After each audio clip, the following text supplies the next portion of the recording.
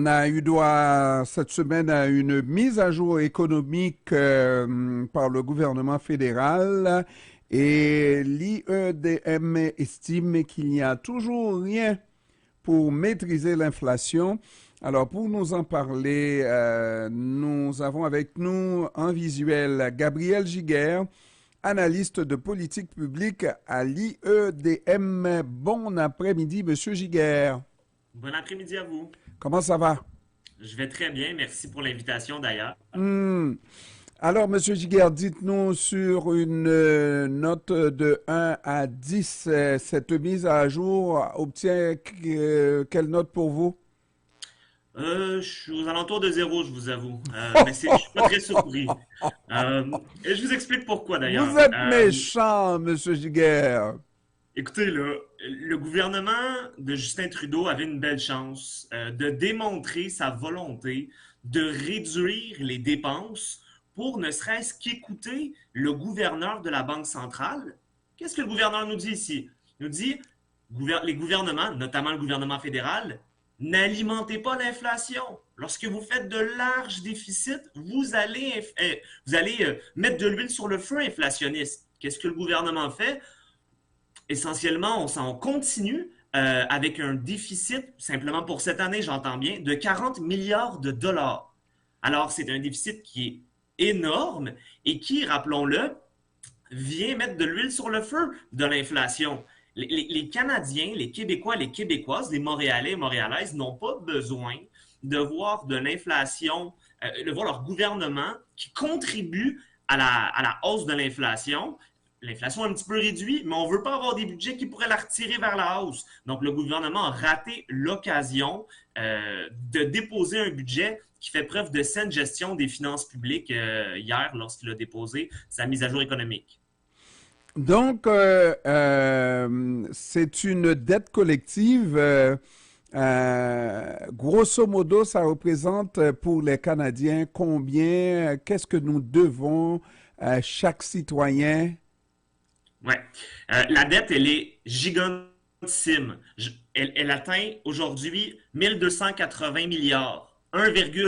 Si on arrondit grosso modo 1,3 trilliard, pardonnez-moi. C'est gigantissime et c'est près de deux fois, bon, disons 85% d'augmentation lorsque le gouvernement en place libéral est arrivé. On était en bas de 700 milliards et là, on a presque doublé. Donc, les voyants rouges s'allument. Et par personne, là, je vous dis par Canadien, ce que ça représente, on est aux alentours de 40 000 dollars par Canadien. Donc, lorsqu'un enfant vient au monde au Canada, il a une dette de 40 000 dollars en haut de lui. C'est euh, pardonnez-moi, aux alentours de 30 000, c'est 40 000 par contribuable, mais ça reste gigantissime. Hmm. Et ça, c'est une problématique qui doit être résorbée en allant vers l'équilibre budgétaire. Et l'équilibre budgétaire, on en a discuté avec le gouvernement du Québec. Il a un plan. Le gouvernement du Canada n'a jamais eu de plan vers l'équilibre budgétaire. Essentiellement, ce qu'on a, on a un capitaine à Ottawa qui navigue à vue d'œil, sans carte, sans boussole, pour connaître le cap vers l'équilibre budgétaire. Et ça, c'est néfaste pour l'ensemble des Canadiens et des Canadiennes. Je prends un exemple très concret. Vous le savez, on a parlé ensemble d'ailleurs de la difficulté que vivent les gens. La hausse des taux d'intérêt pour les hypothèques, l'insécurité alimentaire. Une récente étude de la Banque Scotia démontre que les actions gouvernementales, fédérales, provinciales et municipales ont contribué à 2 points de pourcentage sur 5 du taux directeur. Ce que ça veut dire concrètement, c'est qu'à cause de l'action des gouvernements, les gens paient davantage, que ce soit pour un prêt voiture, que ce soit pour une hypothèque.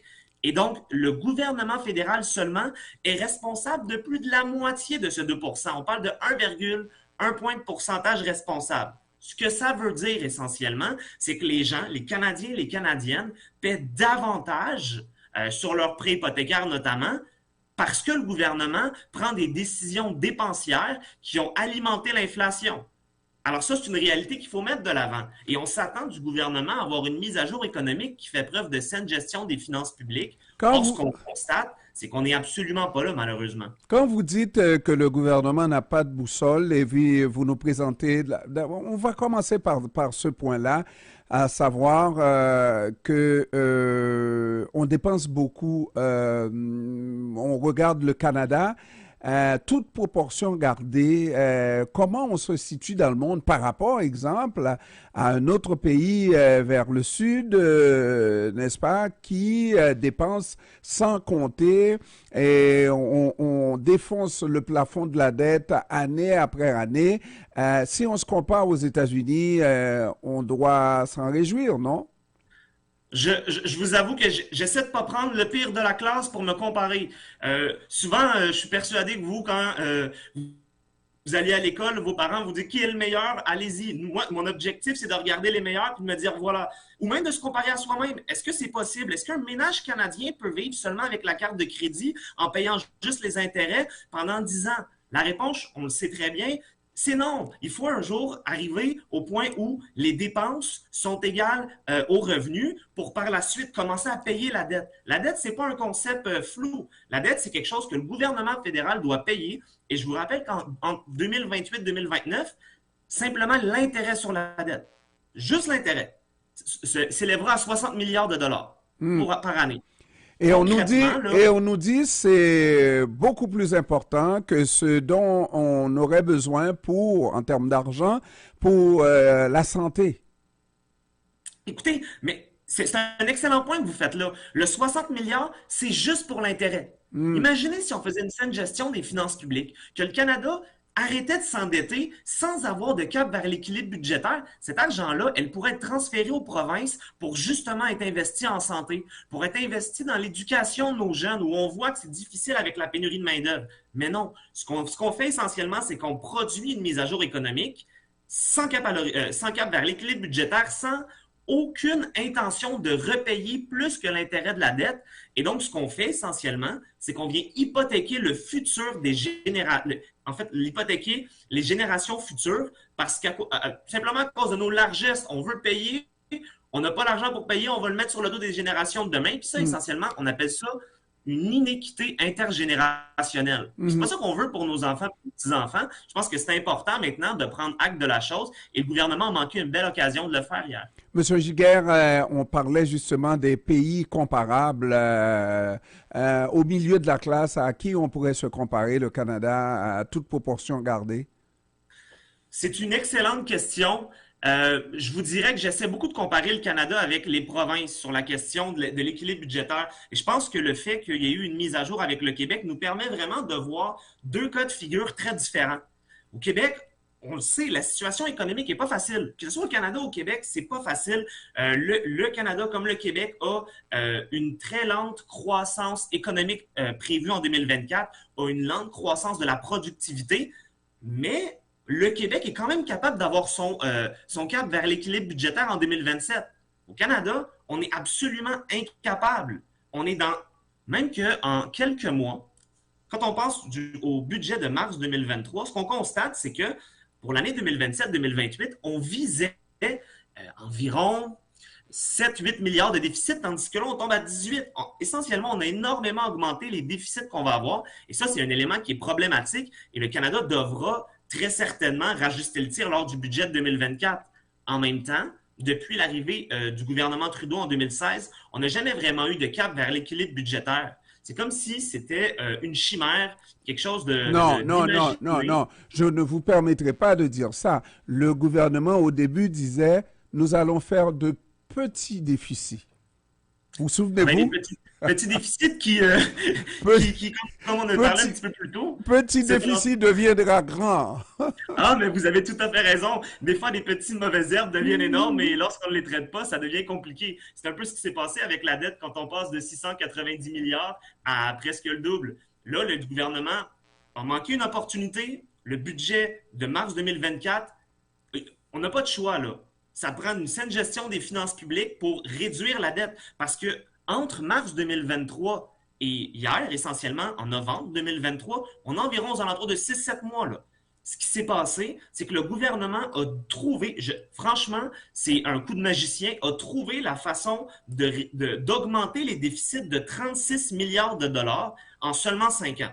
Plutôt Maintenant, que oui. Maintenant, est-ce que le Canada a les moyens, effectivement, de jouer dans la Ligue majeure des 7 pays les plus industrialisés au monde, là? Est-ce qu'on a notre place? Parce que quand on regarde les exigences pour être là, à ce niveau-là, c'est des exigences très élevées. Le PIB et la contribution aux forces multinationales un peu partout. Il y a quand même un prix à payer pour être là. je pense que oui. Je pense pas que le problème est. Parce qu'essentiellement, le Canada reste il reste une grande puissance, une économie. Mais le problème, je ne pense pas nécessairement qu'il est à cet égard-là, mais davantage sur la question euh, budgétaire. On voit qu'on est complètement déconnecté entre les dépenses et les revenus, et ça prend un retour vers la saine gestion des finances publiques. Par contre, un élément que je vous accorde, c'est le déficit de productivité projeté. Essentiellement, quand on regarde le Canada dans 10, 15, 20, 30 ans, on voit que la productivité, elle stagne. Et ça, c'est problématique. Il va falloir augmenter ça. Quand on pense, par exemple, à des comparaisons entre le Québec et le Danemark et d'autres pays, on voit que la productivité n'est pas assez élevée et surtout la productivité projetée. Donc, c'est un élément économique à se positionner. Il y a du travail à faire sur ça.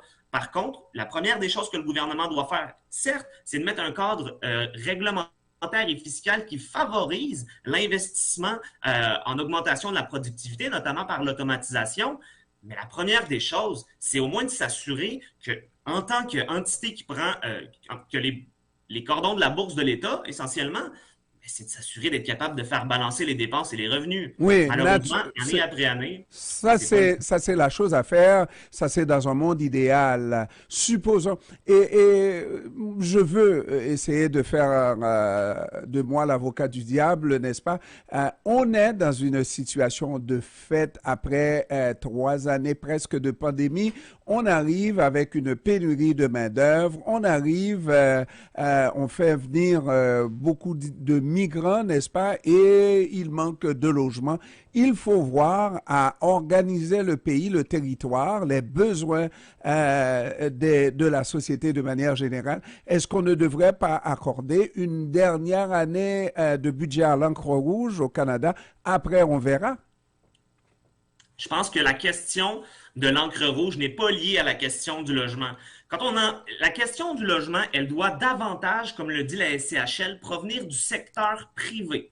Ce qu'on doit faire essentiellement, de s'assurer de réduire le délai réglementaire. Et je peux vous dire par contre que la majeure partie du travail, il y a du fédéral, évidemment, mais c'est beaucoup du municipal et également du provincial. Quand on regarde des villes, notamment en Nouvelle-Zélande, la ville de Auckland, qui a cassé en quelque sorte les règles de zonage, ben, ils n'ont pas cassé les règles de zonage, mais disons qu'ils ont assoupli les règles de zonage pour s'assurer que dans des quartiers où c'est juste des maisons unifamiliales, bien, qu'on puisse permettre des maisons, des semi-détachés, des triplex, et ça vient augmenter davantage la construction de logements dans cette flexibilité. Évidemment, c'est juste un exemple. On peut aussi parler de s'assurer de rendre le processus de livraison de permis plus rapide. C'est différentes mesures qui vont réellement faire un changement.